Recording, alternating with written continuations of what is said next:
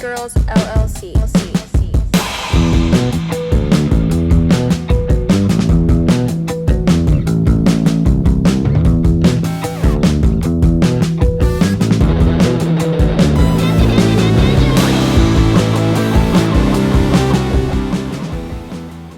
Welcome back to another episode of the Two Valley Girls LLC podcast. We're so happy to be here. Thank you for subscribing to our YouTube channel, Monsoon World, to stay connected with all of our shenanigans and conversations that we have here. Yeah, today Koral and I are in the market on the couch having a conversation with our friend Timo Geis. Timo is a Arizona winemaker. Timo, thanks for being here. Thanks for having me. Hey, Timo. Stoked. Amazing. So it's really awesome to own a natural wine bottle shop for a few reasons, but that wasn't always the plan in the beginning, was to have a bottle shop, actually. It was a little bit of a curveball as we got more into wine. Phoenix also got more into wine, and it really snowballed into Monsoon Market being a bottle shop that's dedicated to natural wine. And natural wine, WTF, is what we used to think. Yeah, we didn't know a whole lot going into this about what natural wine meant at all. We've learned a lot along the way. Yeah, it was really a small group of, honestly, dudes in Phoenix who really put us on. And through your distribution company, we were able to have some of our first natural wine that we ever tasted. And we immediately fell in love. But it was really you guys who led us into natural wine. What led you into natural wine? Yeah, I love to hear it. I'm glad that we came and introduced that to you. I know there's a handful of people in Phoenix that do a really good job, like selling natural wine, promoting it, and being stewards of it. So big props to them. But what got me into natural wine? I guess just being in the wine industry. I throughout college worked in restaurants, and I pursued SOM certification. So I had a few mentors. I was learning a lot about wine in that style.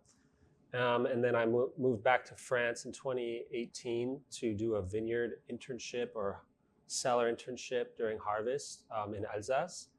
And at that point, I worked at an organic winery, certified organic winery for a harvest, and learned that it being organic is not the same exactly as like a really low intervention natural wine. They were using yeasts, they were adding a lot of sulfur, this and that, but the grapes themselves were certified organic. So there was something in me that was like a little bit thrown aback or shocked, where I was just like, oh, I thought organic meant like, you know, super clean, whatever. And it wasn't the case. It was a really great winery. I'm not taking anything away from them, but it kind of just helped me understand that there is more to the term natural wine, which is super, you know, loose to term. But yeah, so that's kind of what got me into it, was doing that harvest internship and then finding another winery that was super low intervention, actually completely 0-0, which means nothing added, nothing taken away.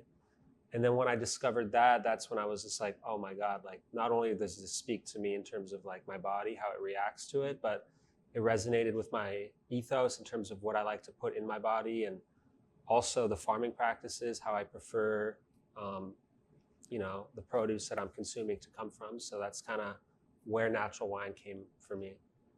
That's super interesting. I like to equate, now that I've learned a lot about natural wine, to, like you just said, produce, you know, like it was kind of a light bulb moment when someone said, you're going to the farmer's market now and buying your produce as an agricultural product from the farmer, but then you go to the grocery store and you know, buy your wine and it doesn't tell you what's in it. You have no idea where it came from. And we learned so much about what additives can go into mass-produced wine. Can you kind of break that down for us? You know, like what the difference is between natural wine and grocery store wine, as we sometimes call it? Absolutely. I like to think of like the foods that I enjoy as like a privilege. You know, eating organic isn't cheap, but if I can afford it, then I'll eat produce that was preferably local and organic. But with that in mind, I try to keep that similar ethos when it comes to the beverages I consume too. And I'm not perfect. You know, I'll go to Cane's and eat some fast food here and there or whatever. Of course. But I try to eat clean, and I want to keep that as well with what I drink. So in wine, especially in America, I think, and correct me if I'm wrong, but I'm pretty sure you can add up to 70 different ingredients in the winemaking process and not listed on the label. So that's one thing.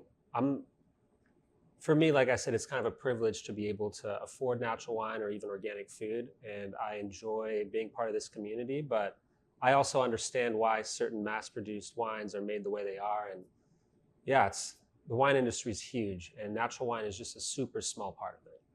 That's one thing as well that I thought about when we got into natural wine was like understanding natural wine meant understanding and pulling back that ugly curtain on mass-produced wine. And I think when everyone turns 21, we're drinking cheap stuff, right? We're like going to the grocery store, we're like $9 for a wine. Like that's kind of expensive. You're like, Exactly. You're spending $6, or people are going to Trader Joe's and buying like the infamous $2 chuck. And I never thought twice about that until I started to realize and think about wine as an agricultural product, something that is grown from the land and then is carried all the way through a process. And just like anything that is produced for the masses, there has to be a sacrifice of quality or of practices like somewhere. Absolutely. You know, like mass-produced clothing. It's like shopping at Shein versus, buying something that is like locally made or sustainably sourced or slow fashion brands. For me, I like to shop thrift, secondhand, and from slow fashion brands as much as I can. And as I've gotten older, it's become even more important to me and how I live my life. And so that light bulb moment with natural wine felt very much like the same thing. Like, oh, I didn't realize that this is, full of weird bullshit and that there's other alternatives that we could be enjoying, some of which are local, like right here in Arizona, which is so cool. And I don't think people realize that we could be supporting the Arizona agriculture, by buying Arizona-made wine in general, and then also natural wine. No, I like that point. Shopping, thrifting, and stuff like that. I mean, it's a good way to buy secondhand and stay local. For me, I really want to emphasize supporting our local economy, which is Phoenix, all of Arizona. I think there's one thing to be said about organics and natural, but I think elevating it to the next level is supporting our own farmers and people that are putting in the work, blood, sweat, and tears to make it happen here. Speaking of you making Arizona natural wine. Yeah. We, first of all, like you just said, being an Arizona native, I didn't know that we really had much of a wine scene here. And you are now a part of that. You're kind of paving the way for natural wine here in the state. Yeah, so Cactus Cru is pretty new, but every year it grows and every year we learn. And I'm really excited about Cactus Cru. Cactus Cru to me is a great way for us to bring this low intervention natural wine style to Arizona with Arizona grapes. I think our terroir here is so new and there's so many unknowns, but it's so special. And I'm super excited to continue to make Arizona natural wine or low intervention wine, whatever we want to call it, working with great organic grapes and great farmers and just being part of this community that is supportive and inclusive. So many people, I don't think, realize right outside of the city of Phoenix, we have some really incredible wine country. It's not far from us, and you can be up north, you can be down south. Where are like the Arizona wine country? Where is it? What are the regions we have? So there's a lot of different areas in Arizona that has grapes, that grow grapes, but there are 3 AVAs. AVAs are Arizona viticultural areas. I'm sorry, we might need to go back on that, but they are American viticultural areas, 3 of which are here in Arizona. The first one is Sonoyta, the next one is Wilcox, and then the newest one, which was approved a few years ago, is the Verde Valley. So those are 3 AVAs. You can think of AVA of like Napa or Sonoma. Those are AVAs. Central Coast, that's an AVA. Willamette Valley, that's an AVA. So we have 3 of those here in Arizona, which most people that don't live in Arizona are like, what? You guys have AVAs? But we do, we got 3. potentially a fourth one in the future. I'm hoping, but to me, the AVA thing is more of like a selling point to the consumer.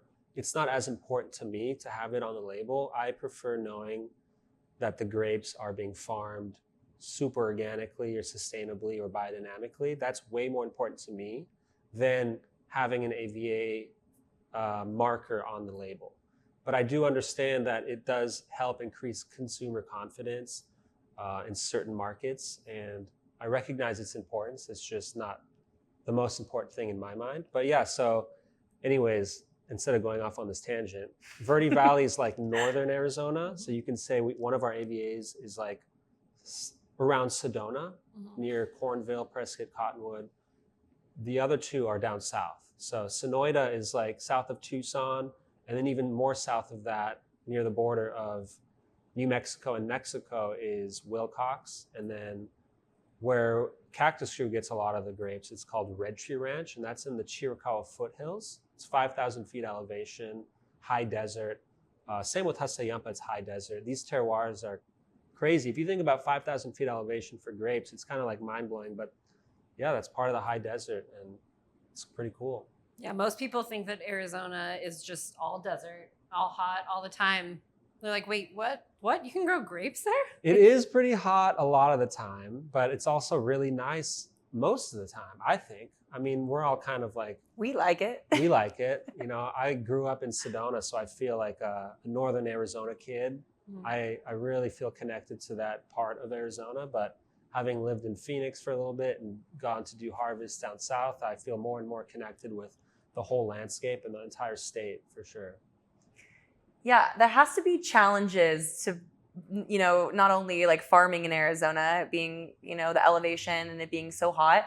What challenges does that present for you as a winemaker? Like, what decisions do you have to make either in the vineyard or in the cellar to make sure that you're making wine that is really good and that you're really proud of? Yeah, so there's a ton of factors. For Cactus Cru and for me personally, I like to do things low intervention. So the grapes have to be organic, and we work with 3 organic vineyards that aren't certified, but they definitely use those practices. Next step for me is making sure that I don't have to add anything other than perhaps a purposeful use of sulfur dioxide before bottling. So that means no adding acid, no adding sugar, no adding water, no adding any ingredients, but making sure that the wine itself is going to be chemically balanced. There won't be a lack of acid, it'll still be there. And that's the biggest challenge.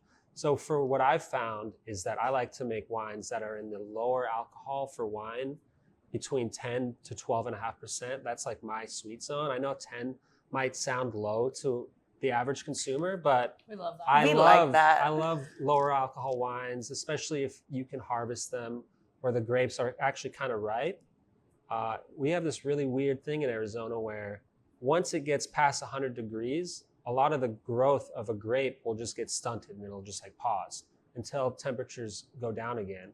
And then you have monsoon season that comes into play right during harvest, which can throw off your plans for a specific pick date because it'll dilute the sugars. It's a whole thing. But essentially, I like to harvest a little earlier than most winemakers in Arizona to achieve a wine that is chemically balanced, has great acid without having to add anything. So challenges, there's like any growing region in the world, you're going to have challenges with rot or certain pests that might affect the vineyard. And there's a ton of different challenges that might arise. But I would say the biggest one that I've experienced since I've only been doing this for 4 years, like for Cactus Cru, a pretty rookie winemaker, is monsoons can be like a challenge. They can. Whoa. I thought we were an asset, Yeah. honestly, because It is a great asset. We did go help harvest. So true. Monsoon showed up and picked some grapes. Shout out to Monsoon, Bacanora Sauvage for Harvest 23 at Red Tree Ranch. You all killed it. Without all of your help, it would not have been as fun and maybe not even possible. So Thank you. I appreciate you. It was so much fun. We went down there the night before. We camped out at the vineyard. We had a little bit of a party and dinner, and then got up at the crack of dawn and started harvesting and realized that harvesting is quite hard work. Yeah, especially when you're hungover Yeah. and you just were crushing wine the night before and we didn't staying up plan late that partying. correctly. we should should've have had dinner. harvested Yeah, and then been then rewarded. That's the Yeah. tricky thing. We did have a lot of You know, fun, but just like the grapevines, we had to struggle to We had get to struggle. the best juice. And that was I was telling myself that as a mantra the whole time. So, like we were hunched over in those vines for like 6 hours at least, and you just zone in. But that connection to be able to have to be able to pick the grapes and then see the wine on our shelf just a couple months later. Like, we picked this juice. that was like 8 months later. That's okay. It went by so fast. For sure. It was Fiano and Syrah that we Yeah. harvested, right? Exactly. Yeah, a lot of people will like when they see wine from the outside, it's a romantic product. It's romanticized. It's wine. It's fancy. But winemaking and grape growing it's a labor of love, but it's also backbreaking labor. Like harvesting is not easy, and it requires like a lot of skill, dedication from the vineyard managers and making sure that the vines are ready. You have to prune them in the winter. You have to do all these things to ensure that they're going to be able to maximize what you want them to, which is give you quality fruit. And then when you're in the cellar, it's like a lot of work too, and most of it's like cleaning and making sure everything's like in tip-top shape. But it's definitely backbreaking work, both in the vineyard and in the cellar. Enjoying the Two Valley Girls LLC podcast? Visit us at Monsoon Market in Central Phoenix off of 7th Street in Osborne. Open every day from 11 to 7 p.m. with natural wine, snacks, and so much more. We'll see you there. I think that I'm thirsty. I think I'm And thirsty. we don't have any wine open, and we're hanging out with Let's Timo. get you some wine. Timo, did you bring us I anything? did. I brought you wine. Okay. I heard you brought something special. Let's investigate the fridge. Investigate it. Now, I brought you all the first wine I made in 2020. It's a sparkling cab. Wow. So it's Cactus Cru's first wine. This is really Very special. first wine? Very first Cactus Cru labeled wine, yeah. Holy moly, Oh, dude. look, I have glasses. Oh, where'd these Already come on from? deck. Don't worry about it. So this is a pet nat that you brought It us. is. It's technically a Calfondo pet nat, Okay. which Calfondo is the Italian sparkling wine method to make, or it's a way to make sparkling wine. It's originally how Prosecco was made before the Charmant tank method was introduced. You essentially have to have a dry product. So most of it is dry wine, which is fully fermented. And then you reintroduce a small amount of fermenting must, which is grape juice, into it. So it needs to be around 7%, 11.5 grams of residual sugar or whatever. There's a formula that I have for my Italian homies, which has helped me. It's a secret. The Italian The homies. Italian The homies. Italian winemaking mafia? homies. Without them, You're not- this first wine would have not really been possible. Wow. But yeah, it's a pet nat. Pays to have friends. Let's open it up. Let's open it. We love pet nats. We love a good fizzy wine.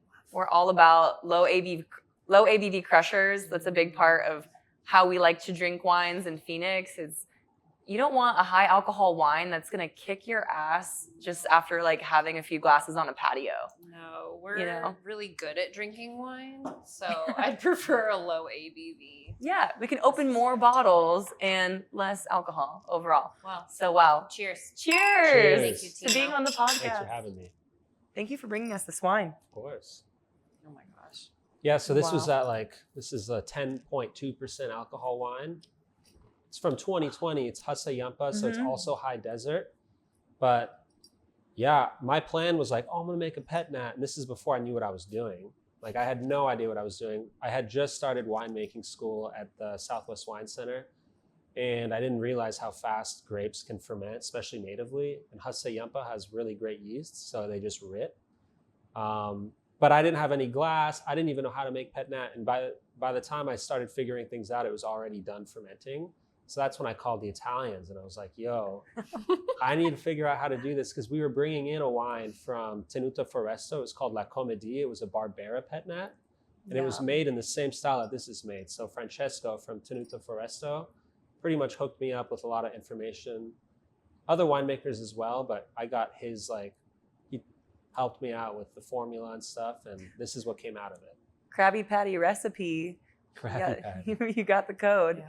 You have possibly one of the coolest upbringings of anybody that we know. Like the fact that you were raised partly in Sedona and France is so cool. Like, could you pick two cooler places to grow up? Like, I mean, I feel pretty fortunate, but it was just my parents, really. My mom's from India, my dad's from France. They're both immigrants here, and I was born in France with my younger brother. We were both born in the same city, but around like 2, my parents split, so my mom stayed in Sedona and my dad was in France, so we kind of went back and forth. But I'm not complaining. It was pretty fun to grow up between, like you said, France and Sedona. you have a lot of connections over in France. You've got some friends, and one of which is Afix from Domaine de Lamprey. Yeah. So aside from Cactus Cru, you've also been helping bring some other amazing wines into Phoenix, into the market. Desi is one that we were so stoked to have you make again. Last year, it made its debut. You brought it back even harder this year. What was that like, working with some friends that you had back home on a new project?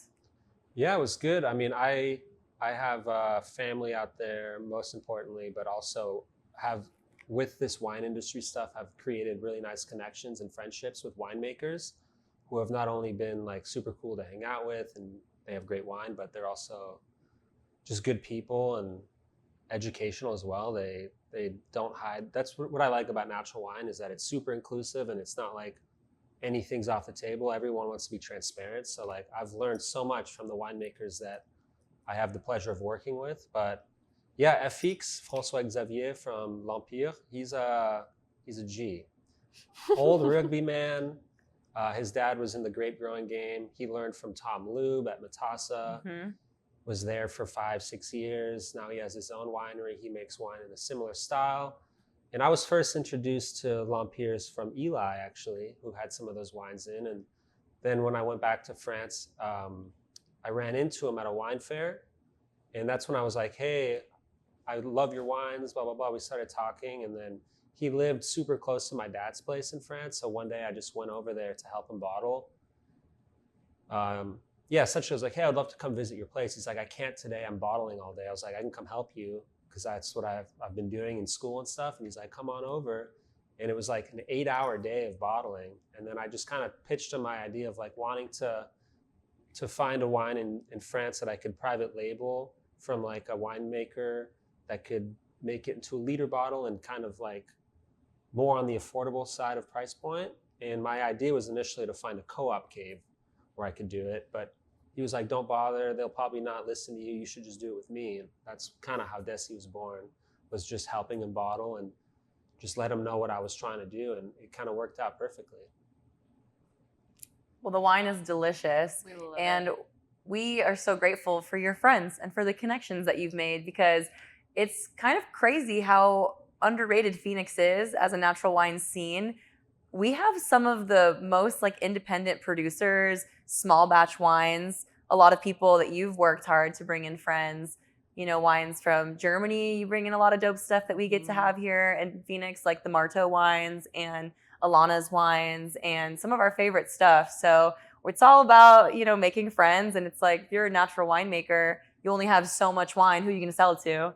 It's true. Your fucking friends, Yeah, the homies. Yeah, Yeah. the homies. The For list sure. of homies that Timo's connected to also, I'm just realizing a lot of them made it to our Hot Winemakers blog, including So Mr. Timo true. himself. Yeah. How did it feel being named as one of the hottest winemakers from Monsoon markets? I honestly forgot. We were going to bring that up. We love to put you on the spot. We You made do a like putting big me on the tag and spot. everything and put it all over your wines. Because that's how we buy. That's how people should buy Sure. wine. I nominate my boy James. James Jelks Yeah. from Flores. James, Give him the crown, give him the title. We'll He's move on the list as well. He is on the list. So is He- Alana, Nice, like you nice. just said. Yeah. So that made me think of it. She's Honestly, Hot the winemaker. Marteau wines, Bergklosser, and the Man wines, they are kind of the ones who inspired me to make Cactus Cru in a lower alcohol style. Like I fell in love with that style. And I kind of was new to natural wine when I got really hooked by it. So I tried Martell wines before I knew what Matassa was. And Martell learned at Matassa and at Gutogau. But the style of like the 2017 or 2018 Martell Weiss was like what inspired me to make a lower alcohol wine in Arizona. And I'll always strive to like try to make wines in that style where they're just super low intervention, delicious, but work really closely with the vineyard, Alex or Todd and Michelle from Rumline or Hasayampa, just to make sure that the grapes are where we need them to be. Because without healthy organic grapes, natural wine is just not a good product. And that's why you can do all these like mass harvests for like big name wines, grocery store wines, gas station wines, but you can manipulate them in the cellar and make them palatable. Whereas if we harvest some not healthy grapes, it's not really going to taste good in the bottle. So for me, that's the most important thing, is I want to get my hands more in the soil, more in the vineyard, stay closer to Alex, learn more about that stuff, because that's ultimately why natural wine or Cactus Cru tastes good to some people, is because it's the grapes, you know? It's really good grapes. We know that. We've been there. We've seen it. Hands on the grapes. Good grapes. Yeah, good grapes. Yeah, shout out to Very Alex nice King grapes. for his farming practices. Yes. It starts with the farmer, for sure. Always. I'm just taking the grapes and putting them in a vessel, hoping that they turn into some good juice. You did it. Hold on, I'm drinking this. Hold on. Pause for drinking. Excuse me, I need to drink this good wine. Excuse me. I'm gonna try not to chug it because You know, you're right. classy. What are you working on now? What are we gonna get to drink next from Cactus Cru? I want more. Give us more. Well, so we just released our spring release, which was 3 wines from Red Tree Ranch. We got the Golden Brown, which is a 12-day macerated Fiano. So it's an orange wine. It's kind of golden in color because of the pigmentation. We got Compadres, which is Fiano and Syrah co-ferment. So they were fermented together, not blended afterwards. And then we have the King of Diamonds Syrah, which is this year different than last. It's half whole cluster, half destemmed fermentation, which kind of gives it this semi-carbonic style, which I personally think brings an extra dimension to that specific wine compared to the last vintage, which was still really nice. But it's kind of like a direction I'm feeling I want to lean more into, is more whole cluster, just because it's more natural. It brings an extra layer of complexity. So right now, those are the 3 new wines. We just launched a wine club and a shop on our website. So you can go on our shop, you can buy bottles, you can sign up for a wine club, which gives you access to new wines that are just going to be sold since they're super small batch on the site. And that's super new to us. Before, we were only selling it wholesale to people like you, fine girls at Monsoon, that help promote our product, and a bunch of others in Arizona. But this is another step that we've just taken. So we're pretty stoked. We're really excited to see you grow with Cactus Cru. Absolutely. Thank you. Yeah. We kind of launched at the same time. We got our liquor license in beginning of 2022. You know, your brand kind of launched 2020, 2021, and so we're very grateful to have been able to have Cactus Cru wines on our shelves from the beginning. On our shelves now, you can always find Cactus Cru wines at Monsoon Market. And we always appreciate that. Like, there's only a handful of spots, and there's a ton of spots in Arizona that carry it, but there's a handful that we know will always keep it in stock, and you've definitely been one of them from the start. So definitely appreciate that. Getting Cactus Cru into people's hands. Hell yeah, we're all about that. Let's go. Cactus Cru, natural wine made in the desert with vines farmed sustainably and organically in order to make wines that represent Arizona's unique landscape. Shop Cactus Cru wines, always available at Monsoon Market. Find Cactus Cru exclusives and join the wine club, available for Phoenix residents at cactuscru.com. Arizona wine, modern Arizona wine is super new. It's like barely 50 years old, not even.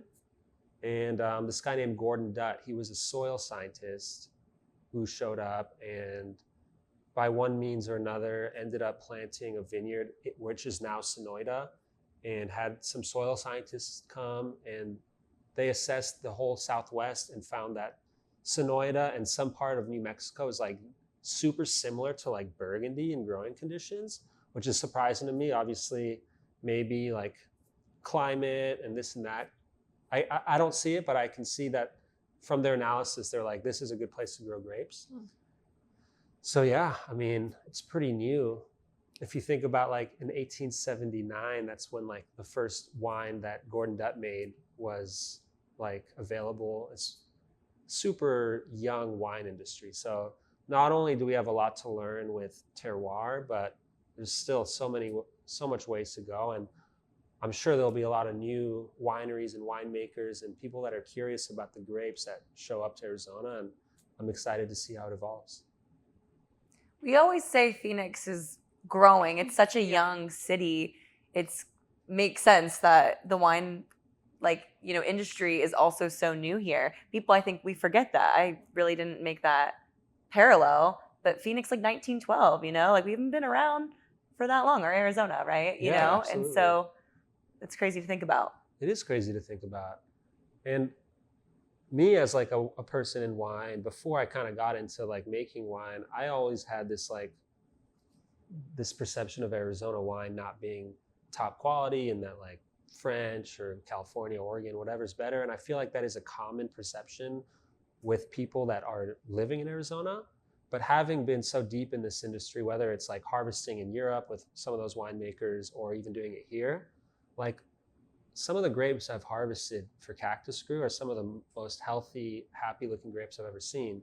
So I think that we can make super special wine here. I'm not like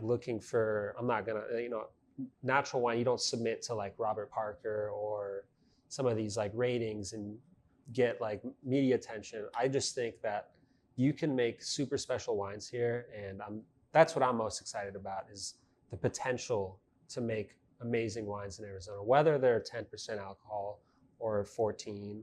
I think there's, something here that I'm just grateful to be a part of. We're lucky right now too, because Phoenix or Arizona's kind of gatekeeping Cactus Cru right now a little bit. It's only being sold in our state or up until now, right? And so, no lie, we have customers who drive up like from LA and will buy your wines, like as many as they can get kind of in the hall to take back with them, because you are making a name for yourself. You're putting the Arizona wine scene on, especially within the natural wine realm. And we're like stoked that we get to have it right now for, Phoenix first, for Arizona first, but we're also excited to see Cactus Cru grow and for other states to be able to get your wine too. But right now, get down to Phoenix, get down to I appreciate Arizona that. And get it while you can. Local first, honestly. We got to support our community first.